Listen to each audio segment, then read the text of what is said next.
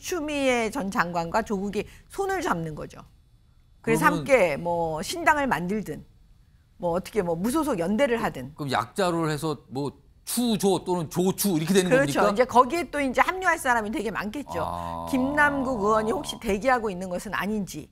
뭐 이런 방식으로 지금 그거 연대 열풍 내지는 신당 열풍. 올해 12월 12일이면 22대 국회의원 선거 예비 후보 등록일입니다. 12월 12일 이제 5개월밖에 안 남았습니다. 예. 바로 뛰어야 됩니다. 예. 그리고 이미 출마를 해야 되겠다라고 생각하는 사람들은 이미 지역에서 또는 지역이 정해져 있지 않은 사람은 언론에 뭐 얼굴을 보인다든지 뭐 어디 방송, 텔레비, 라디오에 나온다든지 이런 식의 말하자면 몸풀기를 하는 겁니다. 그리고 이것이 비단 민주당만 그러냐? 그렇지가 않습니다. 국민의힘도 그러고 정의당도 그러고 또 양향자 신당이다, 금태섭 신당이다. 이분이 때리고 띄우고 한다는 거죠. 동시에 지금 누굴 때리고 누구를 띄운다는 걸까요? 우선요. 추미애 전 법무장관 첫 번째 영상이 준비되어 있습니다. 확인해 보겠습니다.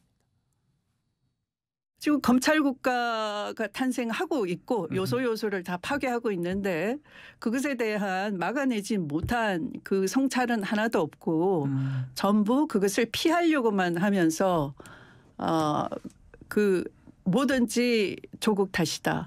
네. 그리고 지금도 조국 탓이다. 내년 총선도 조국 탓이다. 이렇게 하는 것은 대단히 나쁘다. 네. 태도 자체가 나쁘다. 이게 나라냐라고 촛불 국민들께서 주문을 했을 때는 궁극적인 변화를 바랐을 거 아니겠습니까? 그런데 너무 현상 관리에만 치중하면서 늘 여론조사에 전전긍긍하고 궁극적인 것이 무엇인가 시간이 걸리더라도 그걸 이해시키고 설계를 함께 하면서 나아가는 그런 것이 거의 없었다라고 보고요. 그런 점에서 성찰이 먼저다. 앞부분에서는 조국 전 장관 얘기를 했어요. 뭔가 조국 전 장관을 보호하고 두둔하는 것 같죠. 뒷부분은요. 이낙연 전 대표 얘기를 한 거예요. 성찰을 해야 된다 그랬어요. 대단한 순소리죠. 자, 정미경 전 최고위원. 그러니까 조국 전 장관은 약간 좀 띄우고 이낙연 전 대표는 막 비판하고 막 좀 뭐라 그런 거예요. 한 소리 한 거예요. 이거 왜 저런 얘기를 지금 이 시점에 하는 걸까요?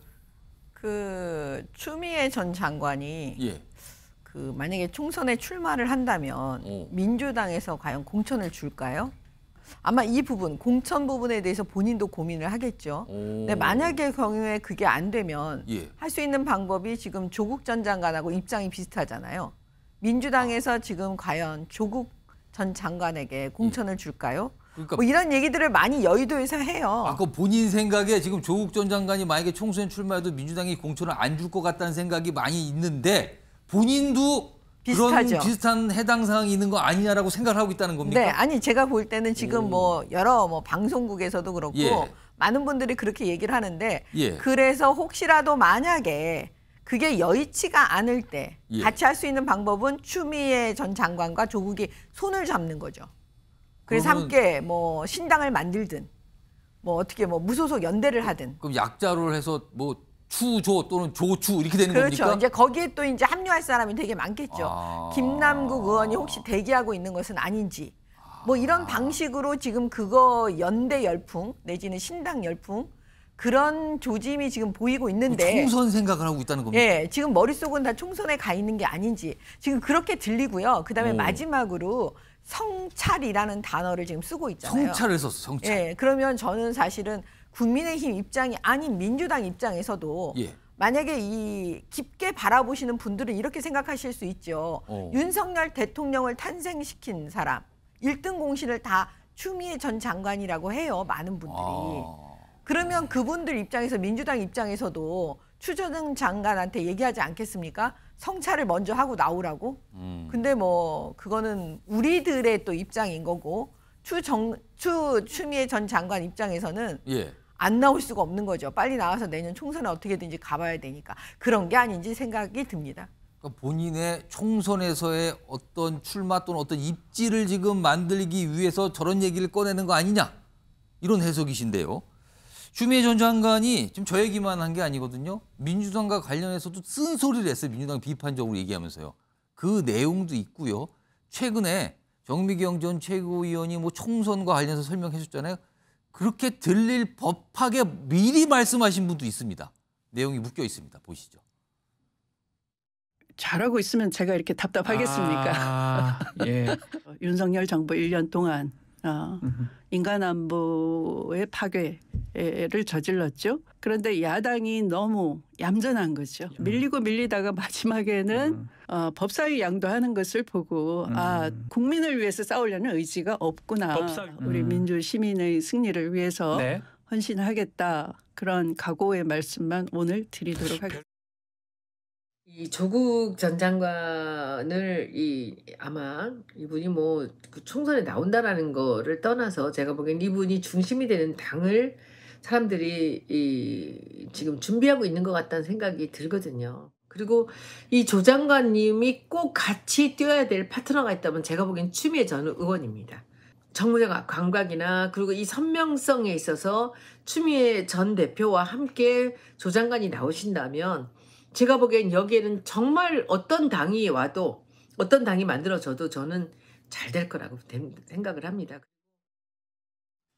그러니까 손혜원 전 의원은 일단 손 잡으면 잘 될 거다. 그러면 손조추 뭐 이런 결성 이렇게 되는데 박원석 전 의원님 아니 아까 정미경 전 최고는 잠시 말씀하셨어요. 정치권에서 윤석열 대통령을 만든 1등 공신은 추미애 전 장관 아니냐. 근데 그렇게 평가를 받는 추미애 전 장관이 민주당에 대해서 굉장히 비판했어요. 제대로 못하고 있다 지금. 똑바로 못한다. 그래서 내가 뭔가 해야겠다는 결심을 하게 된다. 이런 취지 얘기를 했거든요. 이거 어떻게 들으셨습니까? 민주당 입장에서는 긴장해야 될 상황이죠. 긴장해야 된다고요? 네. 왜냐하면 앞서 이낙연 대표에 대해서 성찰을 요구하고 당에도 지금 성찰을 요구하는 거 아닙니까? 예. 근데 이제 본인은 어떤 성찰을 하시는지 모르겠어요. 그러니까 비유해서 말하자면 빈대 잡자고 초가삼간 다 태워 먹은 분이잖아요. 초가삼간 다 지금 홀랑 다 탔다 지금. 네, 추미애 전 장관이. 예. 근데 그에 대한 본인의 성찰은 지금 없는 것 같고 오히려 지금 야당이 야당답지 못하게 제대로 윤석열 정부의 이 검찰 독재에 맞서 싸우지 못하니까 내가 나서야 되겠다. 그러니까 지금 민주당이 너무 순하다 이렇게 규정을 한 겁니까? 지금 그 송영길 전 대표도 그렇고 전직 대표들이 왜 저러신지 모르겠어요. 그분들이 이렇게 지금 뭐 손혜원 의원, 조국 전 장관, 추미애 대표, 송영길 대표 이렇게 모아놓고 보면 국민의힘 입장에서 고마운 분들인 거예요. 윤석열 대통령 입장에서 고마운 분들이고. 그럼 이른바 엑스맨입니까? 아니 그런 거죠. 민주당 입장에서는 저분들이 다시 전면에 등장하면 내년 총선이 굉장히 위험해지는 겁니다. 그래서 저는 이재명 대표도 그렇고 민주당의 지금 의원들이 걱정이 많을 것 같아요. 저분들의 저런 모습을 보면서. 아까 민주당이 긴장이 된다고 얘기하셔서 저분들이 대단한 경쟁력을 갖고 있으니까 조심하라 이게 아니라 다른 갈래의 긴장이 있네요. 전재수 민주당 의원 나와 계신데요. 만약에 아까 잠깐 얘기 나왔어요. 손, 조, 추. 뭐 어떤 분은 여기다 뭐 송 전 대표 얘기까지 막 섞어서 하시거든요. 근데 만약에 이분들이 내년 총선에서 무소속으로 다 출마하거나 아니면 이분들이 모여서 뭐 신당을 만들면 이거 민주당은 어떻게 되는 겁니까? 그럴 가능성이 단 1%도 없다. 이렇게 말씀드릴 수는 없겠죠. 뭐 1%는 있을 수도 있다. 뭐 무슨 일이 어떻게 있을지 모르니까. 말씀하세요. 예. 근데 제가 볼 때는 뭐 특별한 현상은 아닌 것 같습니다. 저는 올해 이제 5개월 뒤면 12월 12일, 올해 12월 12일이면 22대 국회의원 선거 예비 후보 등록일입니다. 12월 12일, 이제 5개월밖에 안 남았습니다. 바로 뛰어야 됩니다. 그리고 이미 출마를 해야 되겠다라고 생각하는 사람들은 이미 지역에서 또는 지역이 정해져 있지 않은 사람은 언론에 뭐 얼굴을 보인다든지 뭐 어디 방송, 텔레비, 라디오에 나온다든지 이런 식의 말하자면 몸풀기를 하는 겁니다. 그리고 이것이 비단 민주당만 그러냐? 그렇지가 않습니다. 국민의힘도 그러고 정의당도 그러고 또 양향자 신당이다, 금태섭 신당이다, 뭐 정의당은 또 재창당한다 그러고 지금 최경환 전 부총리 또 우병우 뭐 전부 다 그렇습니다. 그렇기 때문에 이것이 민주당에 한정한 특별한 뭐 그런 흐름이 있는 것이 아니고 총선을 앞두고서 출마를 좀 저우질하는 그런 정치인들의 어떤 자연스러운 현상으로 저는 뭐 그렇게 봅니다. 그렇기 때문에 크게 뭐 뭐 정치적 뭐 의미를 예. 부여한다든지 그럴 필요까지는 없겠다 이런 말씀을 드리겠습니다. 이분들 이 세 분들이 지금 몸풀기 하는 걸로 볼 수도 있는데 혹시 민주당은 부담스럽진 않으십니까? 그러니까 몸 푸는 것과 민주당의 공천을 받아서 공직 후보자로 나서서 선거에 나가는 문제는 완전히 틀립니다. 예.